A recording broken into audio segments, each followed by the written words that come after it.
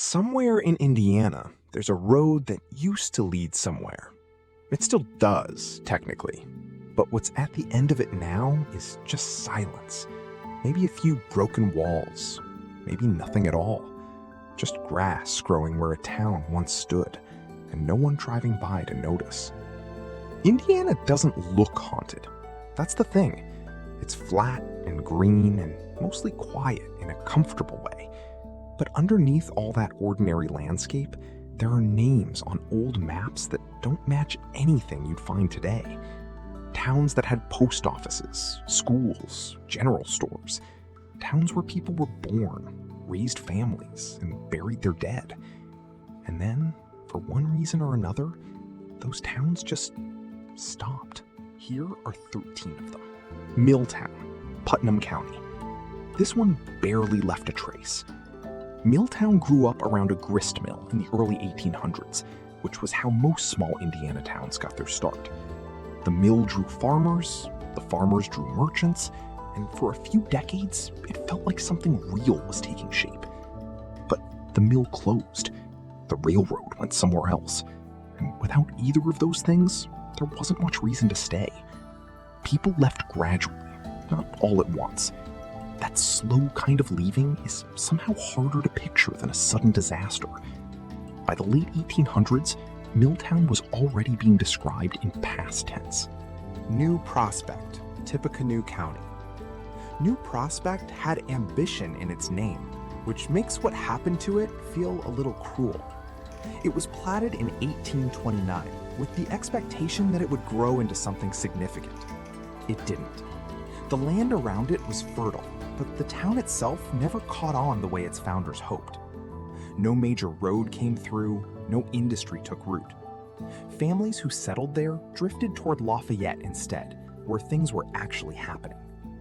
Today, the name survives only in old county records. The prospect, apparently, wasn't as new as advertised. Xenia, Greene County. Xenia was a real community once, small but functioning. It had a church, a school, the usual bones of a 19th century Indiana town. What ended it wasn't dramatic, just the slow pressure of better options nearby. When roads improved and people could travel farther for goods and services, small towns like Xenia lost their purpose. There was no catastrophe. The church eventually closed, the school consolidated with a larger district, and the name faded until only locals with long memories still knew where to point on a map. Mount Healthy, Fountain County. There's something quietly ironic about a place called Mount Healthy disappearing the way it did. The town was established in the 1830s and showed early signs of growth. But disease moved through rural Indiana regularly in those years. Cholera, typhoid, things that didn't care what a town was named. Mount Healthy wasn't wiped out by a single epidemic, but repeated outbreaks weakened communities like this one, badly enough that recovery became impossible. People who could leave did. What stayed behind was the name, and not much else. Harrisburg, Park County. Harrisburg is one of those towns that got close to mattering, close to growing past that fragile early stage where everything depends on one or two things going right. A mill operated here, and for a while traffic moved through. But a nearby town grew faster, absorbed the trade, and Harrisburg couldn't compete. The buildings came down over decades, not all at once. By the time anyone thought to document it seriously, there wasn't much left to document. Mechanicsburg, Boone County.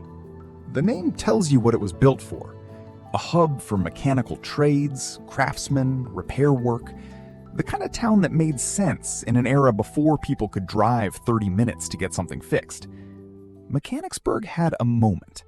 Then machinery changed, farms consolidated, and the specific niche this town filled simply disappeared. The skills moved elsewhere or became obsolete. What's left is a name on a township record and the faint outline of a street grid if you know where to look. Barkley, Sullivan County. Coal country. That's what Sullivan County was, and Barkley was part of that world. It grew alongside the mining operations, housed the workers, built a small economy around extraction. When the mines thinned out and the companies moved on, Barkley had no second act. Mining towns almost never do. The housing was temporary by design, the infrastructure minimal. When the work left, the people left fast. What coal country looks like after the coal is gone is something Indiana has a lot of examples of. Barkley is one of the quieter ones. Waverly, Morgan County. Waverly got absorbed rather than abandoned, which is its own kind of ending. As Martinsville grew and expanded, Waverly's identity dissolved into the edges of something larger. The buildings didn't all fall down. Some of them are probably still standing, just unrecognized now as part of a different town's story. That erasure by incorporation is strange to think about. The people didn't leave. The place just stopped being itself. Egypt, Vigo County. Nobody seems entirely sure where the name came from, which is a fitting detail for a town this forgotten. Egypt existed in the mid-1800s in the western part of the state, close enough to Terre Haute that it was always going to struggle for independence. It had a few decades of small-scale activity and then gradually became irrelevant as the city next door kept expanding. The name survives in local history books, mostly because it's unusual enough to catch attention. The town itself is gone. Pittsburgh, Jennings County. Not Pittsburgh with an H. This Pittsburgh was smaller and quieter and never made it past a certain point. It sat in the rolling terrain of southeastern Indiana, grew a little in the mid-1800s, and then stalled. A clearer road to a more established town nearby made Pittsburgh a detour rather than a destination. Detours don't stay on maps for long. The post office closed in the 1800s, and that was more or less the end of it as a recognized place.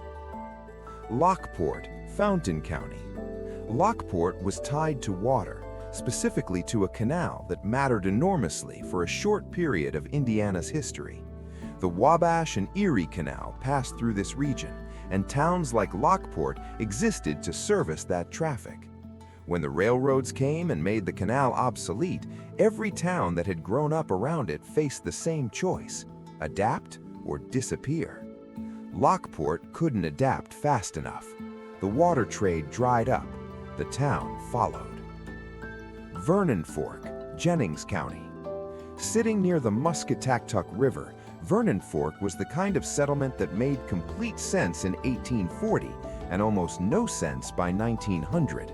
It served local agricultural needs when travel was slow and options were few.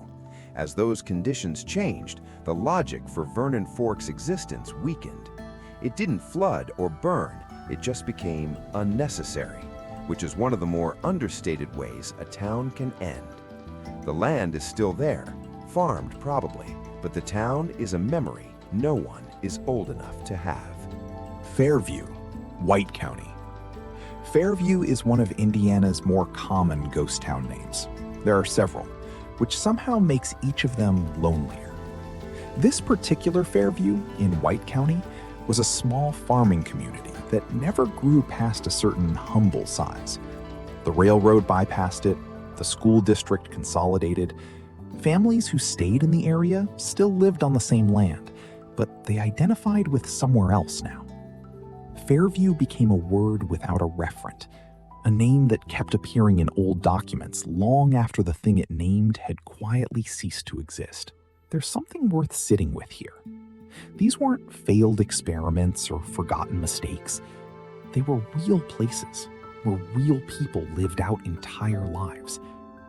They had arguments and harvests and long winters and kids who grew up and moved away. The towns didn't know they were temporary. Nobody does. Indiana is full of these quiet erasures. Most people drive past without knowing anything was ever there. And maybe that's the strangest part. Not that these towns disappeared, but how completely they did. The land remembers nothing. It just keeps growing.